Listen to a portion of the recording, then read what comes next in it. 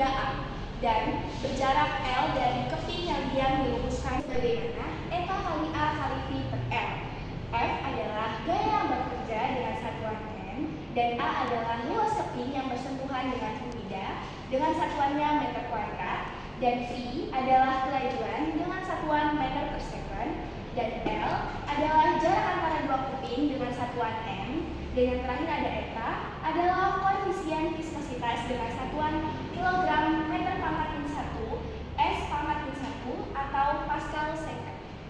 Selanjutnya ada hukum Stokes, yaitu apabila suatu benda bergerak dengan kelajuan tertentu dalam suatu fluida kental, maka benda tersebut akan dihambat geraknya oleh gaya gesekan fluida pada benda tersebut. Rumusnya Fs sama dengan gravitasi kali V kali eta kali R kali V. Keterangan Fs sama dengan gaya hambatan dengan satuan N.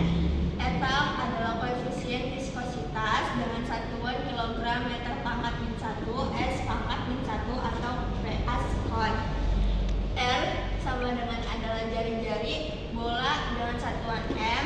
V adalah kelajuan relatif benda terhadap fluida dengan satuan meter per sekon. V adalah 22/7 atau 3,14. Selanjutnya ada kecepatan terminal, yaitu suatu benda yang dijatuhkan bebas dalam suatu fluida kental, kecepatannya makin membesar sampai mencapai suatu kecepatan terbesar yang tetap. Rumusnya VR sama dengan VB dikali G dalam kurung rho B dikurang rho F dibagi 6 dikali P dikali eta dikali R.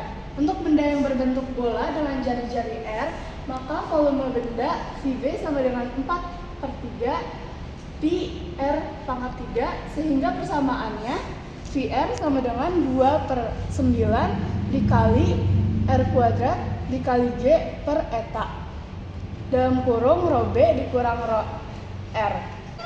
Keterangannya VR sama dengan kecepatan terminal satuannya meter per second, R sama dengan jari-jari satuannya meter, eta sama dengan koefisien viskositas satuannya kilogram meter pangkat min 1 S pangkat min 1 per Pascal second, G sama dengan kecepatan gravitasi satuannya meter per second kuadrat, rho B sama dengan massa jenis benda satuannya kilogram per meter kubik, rho R sama dengan massa jenis fluida satuannya kilogram per meter kubik.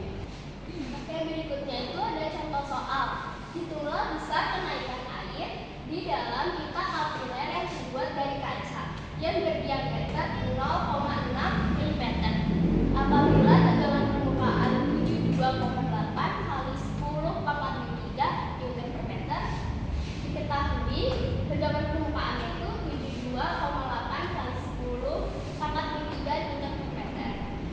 Diameternya 0,6 mm, terus kita ubah ke meter jadi 6 kali 10 pangkat min 4 meter.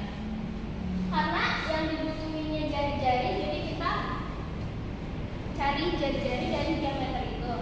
Jadi diameter dibagi 2,